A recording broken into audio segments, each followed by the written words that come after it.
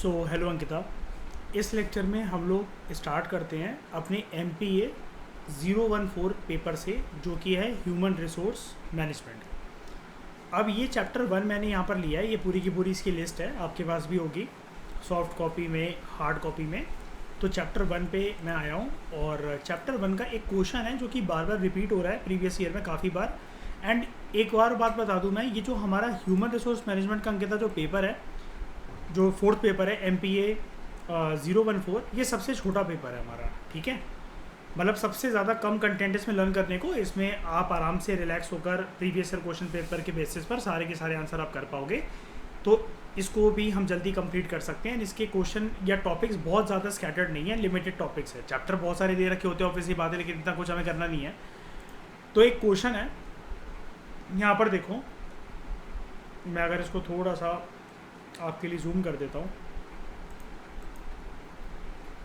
यहाँ पर देखो, इधर आपको अच्छे से दिखेगा।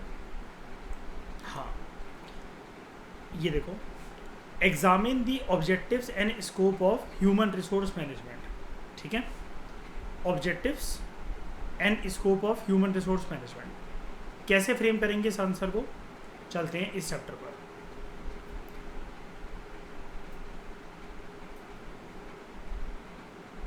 सबसे पहले तो छोटा सा 2 लाइनों के अंदर एक इवोल्यूशनरी हिस्ट्री बता देना कि ह्यूमन रिसोर्स मैनेजमेंट का जो कंसेप्ट है ये इवॉल्व कैसे होता है। इसकी जो शुरुआत है एक बंदे ने करी थी इस कंसेप्ट की, जिसका नाम था रॉबर्ट ओवेन। ठीक है, रॉबर्ट ओवेन। और बस आपको इसका नाम ये है जो है मेंशन कर देना है। और इवोल्यूशन जो है ह्यूमन रिसोर्स मैनेजमेंट का, वो 3 फेजेस से पास होता है अलग अलग सालों के अंदर। 1900 से 1940, 1940 से 1980, यानी कि 40 सालों के अंदर। सबसे पहले उसके अंदर आता है वेलफेयर मैनेजमेंट का कंसेप्ट, फिर पर्सनल मैनेजमेंट का कंसेप्ट, और उसके बाद फाइनली ये जो थ्योरी इवॉल्व होती है जो कि हमारा सब्जेक्ट है ह्यूमन रिसोर्स मैनेजमेंट का कंसेप्ट। बस ये जो इवोल्यूशनरी डायग्राम है ह्यूमन रिसोर्स मैनेजमेंट का, रॉबर्ट ओवेन का नाम लिखने के बाद इसको बना देना इंट्रोडक्शन में। ठीक है, आगे पीछे इसके कुछ भी नहीं देखना है। उसके बाद ह्यूमन रिसोर्स मैनेजमेंट की अंकिता एक डेफिनेशन बता देना। हालांकि मैंने आपको बताया, देखो मैं आपको बताता रहता हूँ हर एक लेक्चर के अंदर, ऑब्जेक्टिव्स एंड स्कोप पूछा हुआ है, लेकिन डायरेक्टली इस पे जब मत करो, क्योंकि ऑब्जेक्टिव्स कितने होंगे, 5 से 6 ऑब्जेक्टिव होंगे, 5 से 7 स्कोप होंगे। आंसर हमें बड़ा लिखना है ना, तो कंटेंट जो है वो रेलिवेंट लिखो। अब हम डिफाइन कर देते हैं ह्यूमन रिसोर्स मैनेजमेंट को। आप सबसे जो प्यारी डेफिनेशन है वो एक ये है, ह्यूमन रिसोर्स मैनेजमेंट जो है आप उसको कह सकते हो, वो एक ऐसा कंसेप्ट होता है जहाँ पर एक सीरीज ऑफ इंटीग्रेटेड डिसीजन लिए जाते हैं। इंटीग्रेटेड का मतलब होता है अंकिता, कंबाइंड डिसीजन लिए जाते हैं। आप इकलौते डिसीजन नहीं ले सकते, आपके कलीग्स होंगे, आपका बॉस होगा, आपका पूरा ऑफिस होगा। जब भी कोई एक प्रोजेक्ट का प्लानिंग करनी है, कुछ भी करना है, किसी कंपनी के साथ डीलिंग करनी है, तो पहले बॉस देखेगा कि नहीं देखेगा, इतने एम्प्लॉई हैं कि नहीं है, ये काम हो पाएगा कि नहीं हो पाएगा, सारे एम्प्लॉय के पास स्किल है कि नहीं है, ये राइट जगह है ये वाला प्रोजेक्ट लेने के लिए कि नहीं। तो यहाँ पर बेसिकली ये कुछ ऐसे डिसीजन होते हैं जिसके बेसिस पर एम्प्लॉयर और एम्प्लॉय के जो रिलेशंस होते हैं वो डिटरमाइन होते हैं। अब इनकी जो ह्यूमन रिसोर्स मैनेजमेंट के अंदर एम्प्लॉयर और एम्प्लॉय की जो क्वालिटी होती है वो बेसिकली ऑर्गेनाइजेशन के साथ रिलेटेड होती है, यानी कि जहाँ पर आप काम कर रहे हो, और एम्प्लॉयज़ जो हैं उनकी हेल्प होती है टू अचीव देयर ऑब्जेक्टिव्स। कैसे, देखो एम्प्लॉयज़ को जो एम्प्लॉयर है वो बोनस दे सकता है, सैलरी इंक्रीमेंट दे सकता है, प्रमोशन दे सकता है, शाबाशी दे सकता है। इससे इससे जो एम्प्लॉई है उनका उत्साह बढ़ेगा और एम्प्लॉयर का काम हो जाएगा, उसका मुनाफा होगा। ठीक है, जैसे जैसे उसका मुनाफा होगा तो जिस एम्प्लॉई ने अच्छा काम कर रखा होता है उसको भी अच्छे से उसका बेनिफिट मिलेगा। अब क्योंकि आप ऑफिस वर्किंग लेडी होंगे था, तो आपको ये वाली चीज़ अच्छे से समझ में आ सकती है। Human resource management is your domain, जो कि आपको पूरा का पूरा पता है। अब अंकिता देखो हमसे पूछ क्या रखा था, अब यहाँ पर आप डायरेक्टली हिट कर सकते हो इस टॉपिक को। ऑब्जेक्टिव और स्कोप पूछ रखे थे हमसे ह्यूमन रिसोर्स मैनेजमेंट के, तो डायरेक्टली हम इस क्वेश्चन के मेन जिस्ट को स्ट्राइक करते हैं कि what are the prominent objectives of human resource management. इसके ऑब्जेक्टिव क्या होते हैं? देखो प्राइमरी जो ऑब्जेक्टिव है ना, इंट्रोडक्शन में राइटर ये बोल रहा है जो प्राइमरी ऑब्जेक्टिव है वो तो अंकिता यही है, एक कॉन्टिन्यूस तरीके से ये देखना कि जो कॉम्पिटेंट वर्कफोर्स है, कॉम्पिटेंट वर्कफोर्स कौन होती है? जिसके पास ऐसे लोग जिनके पास स्किल हो वहाँ पर काम करने की। अब आपके ऑफिस में अंकिता आपके पास वो स्किल है इसलिए आप वहाँ पर वो काम कर पा रहे हो ना, मेरे पास वो स्किल नहीं है इसलिए मैं वो वाला काम नहीं कर सकता वहाँ पर आप जो संभाल रहे हो अपने ऑफिस के अंदर। तो प्राइमरी ऑब्जेक्टिव तो यही होता है कि जिस भी जगह का जो काम है वहाँ पर उसके लायक एक कॉम्पिटेंट वर्कफोर्स होनी चाहिए उस एक ऑर्गेनाइजेशन के अंदर, उस एक ऑफिस के अंदर। अब इसके जो ऑब्जेक्टिव्स हैं इसको हम कैटेगराइज कर सकते हैं। नंबर 1 सोसाइटल ऑब्जेक्टिव्स या सोसाइटल एम्स, कुछ भी बोलो। सिंपल सी भाषा में बताऊं तो अपने शब्दों में बनाकर सिर्फ आपको इतना सा लिखना है कि ह्यूमन रिसोर्स मैनेजमेंट की सोसाइटल ऑब्जेक्टिव बेसिकली ये होते हैं कि अगर जिस जगह पर आप काम कर रहे हो वहाँ पर किसी भी प्रकार की सोशल डिस्क्रिमिनेशन होती है किसी के भी खिलाफ, वो अवॉइड हो। जितने भी वर्कर्स एक जगह पर काम कर रहे हैं उनकी हेल्थ और सेफ्टी जो है वो इंश्योर करी जाए। सारे लोग मोरालिटी के बेसिस पे काम करें। आइडियोलॉजिकल बायसनेस किसी भी प्रकार की होनी चाहिए कि एक बॉस है वो किसी ऐसे एम्प्लॉय को फेवर कर रहा है जस्ट बिकॉज वो उसके घर के पास रहती है या फिर उसके नोन में है या फिर वो दोनों सरदार हैं या फिर मुसलमान हैं। इस बेसिस पे मतलब ये चीज़ नहीं होनी चाहिए, ठीक है। And such issues of societal concern इनको एड्रेस करा जाना चाहिए। ये होते हैं सोसाइटल ऑब्जेक्टिव्स। अब जिस जगह पे आप काम कर रहे हो वो अंकिता एक ऑर्गेनाइजेशन है, तो ह्यूमन रिसोर्स मैनेजमेंट के कंटेक्स्ट में there are some organizational objectives also. ये क्या होते हैं इसको देखते हैं। बहुत ज़्यादा सिंपल है ये। ऑर्गेनाइजेशनल ऑब्जेक्टिव बेसिकली इस बात पे एम्फसाइज करता है कि एक एक वर्कर जो काम कर रहा है किसी भी ऑर्गेनाइजेशन के अंदर वो ऑर्गेनाइजेशन की इफेक्टिवनेस के ऊपर काम करे, उसको और ज़्यादा सक्षम बनाए, ठीक है। क्योंकि जैसे बूंद बूंद से सागर बनता है वैसे ही सारे एम्प्लॉयज़ जिस हिसाब से काम करेंगे वैसे ही तो एक ऑफिस बनेगा, उसकी सक्सेस बनेगी, उस इंडस्ट्री फैक्ट्री की जो ग्रोथ होगी वो उसी एम्प्लॉय वहाँ पर काम कर रहे हैं, वर्कर्स जो काम कर रहे हैं उन्हीं के बेसिस पे तो होगी। तो एक तो ये है कि ऑर्गेनाइजेशन की इफेक्टिवनेस बढ़ाना, दूसरा ऑर्गेनाइजेशन की कैपेबिलिटी बढ़ाना, ठीक है। ये प्राइमरी ऑब्जेक्टिव्स हैं ऑर्गेनाइजेशनल ऑब्जेक्टिव्स, ये दो ही हैं। एक तो इफेक्टिवनेस बढ़ाना एंड दूसरा उसकी कैपेबिलिटी बढ़ाना कि हाँ और भी लोगों का वहाँ पर इंटरेस्ट बने काम करने का, बॉस खुश हो, कंपनी ग्रोथ करे, ये सारी चीज़ें।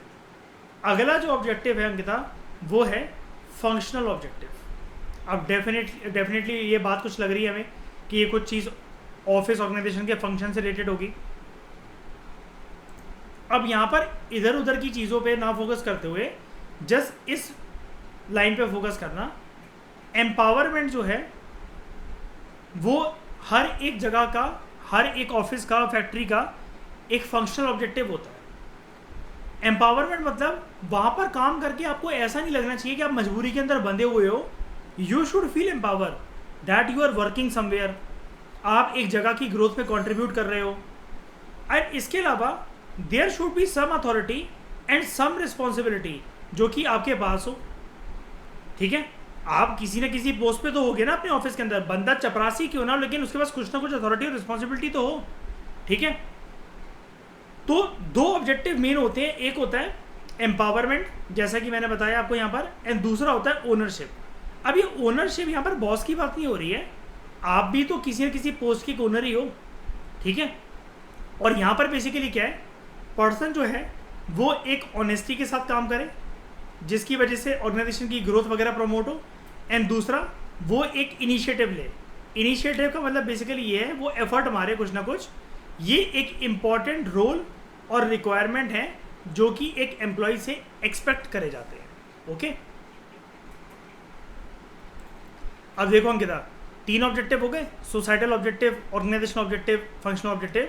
अब अगली हम लोग बात करते हैं ह्यूमन रिसोर्स मैनेजमेंट के कुछ पर्सनल ऑब्जेक्टिव भी होते हैं। यार आप किसी जगह पर काम कर रहे हो, सुबह सुबह उठ के कहीं चले जाता है बंदा, ऐसे ही थोड़ी ना चला जाता है कि नहीं। अब यहाँ पर क्या है, इंडिविजुअल के कुछ पर्सनल गोल हो सकते हैं जिसकी वजह से इंडिविजुअल जो है वो अपना कंट्रीब्यूशन देता है किसी भी ऑर्गेनाइजेशन को। अब यहाँ पर देखो कितनी एक प्रैक्टिकल बात लिखी हुई है। जो एम्प्लॉयज़ हैं वो जिस जगह पर काम कर रहे हैं वो मोटिवेटेड फील करने चाहिए। अगर एम्प्लॉय की परफॉर्मेंस और सेटिस्फेक्शन जो है आगे चलकर अगर डिक्लाइन होने लग गई तो एम्प्लॉयर निकाले ना निकाले, एम्प्लॉय खुद उस ऑर्गेनाइजेशन को लीव करके चला जाएगा, उसका खुद मन ही नहीं करेगा।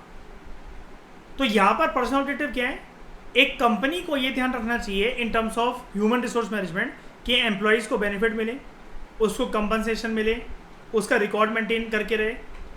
और यहाँ पर लिखा हुआ है ना कुछ जो पॉलिसी, जैसे लाइफ इंश्योरेंस वगैरह करवाना, हेल्थ इंश्योरेंस करवाना किसी और ऑफिस में फ्री में मिलता है, तो ये सब कुछ जो है वो कंपनी करके दे। ये कुछ ऑब्जेक्टिव है। अब यहाँ पर क्या है कि आप इन ऑब्जेक्टिव्स को यहाँ से भी लर्न कर सकते हो, लेकिन क्या है कि आप यहाँ से डायरेक्टली लिखने के नंबर मिलते नहीं, इसलिए मैंने डायरेक्टली यहाँ नहीं करवाया आपको। Societal objectives, organization objectives, functional और पर्सनल, ये होते हैं सेल्फ ऑब्जेक्टिव, जिसके लिए आप ऑफिस जा रहे हो। आप चाहते हो कि आपको देखो शाबाशी मिले, आप अपनी ट्रेनिंग कंप्लीट करो, आपको कुछ कंपनसेशन मिले, आपकी परफॉर्मेंस की असेसमेंट हो जिसके बेसिस पर आपकी प्लेसमेंट अच्छी हो। और अगर आप प्लेसमेंट आपकी हो गई है, किसी प्लेसमेंट के थ्रू आप किसी कंपनी में लग गए हो, तो आपकी असेसमेंट रिपोर्ट इस प्रकार से हो कि अगर आप पूरा 100% शिद्दत के साथ अगर काम कर रहे हो तो आपको प्रमोशन भी मिलना चाहिए और आपकी सैलरी के अंदर भी इंक्रीमेंट होना चाहिए। ठीक है, मानते हैं ना इस बात को। अब अंकिता, ये जो पहला था कि what are the objectives of human resource management, ये तो हमने कर लिया। अब इसका हम दूसरा एस्पेक्ट देखते हैं, स्कोप क्या है ह्यूमन रिसोर्स मैनेजमेंट का। ठीक है, ऑब्जेक्टिव्स हो गए हमारे, 4 ऑब्जेक्टिव्स निकले। यहाँ पर आ जाओ, ये है scope of human resource management. ये भी काफ़ी इजी है। Number 1 Ankita, personal aspect. ठीक है, इजी है, बस आपको टर्म्स लिखने हैं। पर्सनल, अच्छा ये पर्सनल नहीं लिखा हुआ है ना, पर्सनल लिखा हुआ है, मतलब प्राइवेसी वाली चीज़ नहीं लिखी हुई है। स्पेलिंग देखो, पर्सोनल लिखा हुआ, PERSONNEL। पर्सोनल बेसिकली वो चीज़ होता है जो कि किसी भी जगह पर एक क्लाइंट के साथ, एक एम्प्लॉय के साथ, बेसिकली एक पर्सन के साथ जो एसोसिएटेड एक वर्ड होता है उसको हम लोग कहते हैं पर्सनल। ठीक है, यहाँ पर हम लोग बात करते हैं मैन पावर प्लानिंग की, रिक्रूटमेंट की, सिलेक्शन की, प्लेसमेंट की, ट्रांसफ़र की, प्रमोशन की, ट्रेनिंग की। जो भी चीज़ें एक क्लाइंट को अफेक्ट करें, एम्प्लॉय को अफेक्ट करें, बेसिकली एक फैक्ट्री वर्कर, इंडस्ट्री, MNC में काम करने वाले एक बंदे या बंदी को अफेक्ट करें, वो होता है पर्सनल एस्पेक्ट। जैसे कि मैंने बताया, पर्सनल का मतलब यही होता है anything and everything which is related with the term client, employ and person. उसके बाद कुछ अदर एस्पेक्ट होते हैं, वेलफेयर एस्पेक्ट, यानी कि वेलफेयर होना चाहिए सबका। आपके जिस जगह पर आप काम कर रहे हो कैंटीन होनी चाहिए, क्रेच फैसिलिटी होनी चाहिए, ताकि जो विमेन अभी मैटरनिटी रिलीफ लेकर आई हैं, अब उनका छोटा बेबी है तो वो फीड वगैरह करवा सकें। रेस्ट रूम और लंच रूम होना चाहिए, ट्रांसपोर्ट की फैसिलिटी होनी चाहिए, मेडिकल असिस्टेंस होना चाहिए, education, health, safety and recreational facilities होनी चाहिए, पार्क, झूला वगैरह या फिर आराम करने के लिए कोई जगह होना चाहिए। उसके बाद इंडस्ट्रियल रिलेशंस एस्पेक्ट, यहाँ पर क्या है, इंडस्ट्रियल रिलेशंस मतलब जिस जगह पर आप काम कर रहे हो वहाँ का अंदरूनी स्ट्रक्चर कैसा है, यूनियन और मैनेजमेंट के रिलेशन कैसे हैं। यानी कि यूनियन की यहाँ पर बात हो रही है, यूनियन वर्कर्स, यानी कि अगर आप सारे के सारे एम्प्लॉयज़ के अगर आप लीडर हो तो आप जाके बॉस से डायरेक्टली बात करोगे कि सर जी देखिए यहाँ पर काम करने वाले सभी लोगों को ये दिक्कत आ रही है। ठीक है, ग्रीवांस रिड्रेसल, अगर आपको कोई इशू है, there should be some body जहाँ पर आप जाके अपनी कंप्लेंट कर सको। उस जगह पर डिसिप्लिन का माहौल होना चाहिए एंड आपकी अगर कोई भी दिक्कत है उसका जल्द से जल्द सेटलमेंट होना चाहिए। ठीक है, अब ह्यूमन रिसोर्स के जो फंक्शन है या कंक्लूजन में कह सकते हो कितना कि आप इसको इन सब कैटेगरीज के अंदर क्लासीफाई कर सकते हो। एम्प्लॉय को हायर करना एक जगह का काम, एक कंपनी का काम होता है। एम्प्लॉय और एग्जीक्यूटिव को रीम्यूनरेशन देना, रीम्यूनरेशन का मतलब होता है पैसे देना, सैलरी के अलावा खर्चे, या अगर उसने ओवर टाइम करा है तो एम्प्लॉयज़ को मोटिवेटेड रखना, एम्प्लॉयज़ की मेंटेनेंस रखना, यानी कि मेंटेनेंस में अगेन वही ये खर्चे ही आ जाते हैं। ठीक है, उसके बाद इंडस्ट्रियल रिलेशन, जैसे कि अभी ऊपर बात करी हमने, कोई कंप्लेंट हो तो वो उसका समाधान फटाफट से हो जाना चाहिए and there should be prospects of, ये सारे प्रोस्पेक्ट्स होते हैं, इसको हटा दो वैसे ह्यूमन रिसोर्स मैनेजमेंट की, क्योंकि ये बात हो रही है कंक्लूजन के अंदर। ये देखो दे रखा है यहाँ पर, ह्यूमन रिसोर्स के फंक्शन ही है, काफ़ी हैं। अगर मैं आपको बोलूँ इसमें से कोई भी एक्सप्लेनेशन तो क्योंकि दे नहीं रखी है, तो एंड में कंक्लूजन में कोई भी 4 लिख कर आ जाना जो कि आपको इनमें से ठीक लगे। ठीक है, 5 हैं, कोई भी 4 लिख देना। तो अंकिता इजी लगा होगा, छोटे से टॉपिक है ये MPA 014 के। अब तो वैसे भी सारे टॉपिक छोटे ही हैं, 011 वाली जो बुक थी वो थोड़ी सी टिपिकल थी, लेकिन बाकी सारी ईजी हैं, ठीक है। तो ये स्कोप एंड ऑब्जेक्टिव का ये जो क्वेश्चन है मैंने आपको कवर करवाया। एंड अगर आप देखोगे ना, एक और आपको किसी और साल का पेपर दिखाता हूँ मैं। ये देखो, इससे पहले वाले साल का पेपर देखो, कहाँ गया ये देखो Ankita, describe the different approaches to human resource management. Same चीज़ है, वो बार बार रिपीटेड क्वेश्चन एक ही चीज़ है। मतलब ये ह्यूमन रिसोर्स मैनेजमेंट के इंट्रोडक्शन पे क्वेश्चन आ ही रहा है। यहाँ पर देखो, examine the scope and objective of human resource management, same question June 2021 वाले पेपर के अंदर पूछा गया। यहाँ पर देखो, ठीक है। तो हम और चीज़ें डिस्कस करेंगे नेक्स्ट लेक्चर के अंदर। इस डिस्कशन में अंकिता फिलहाल इतना ही। Thank you very much for discussion.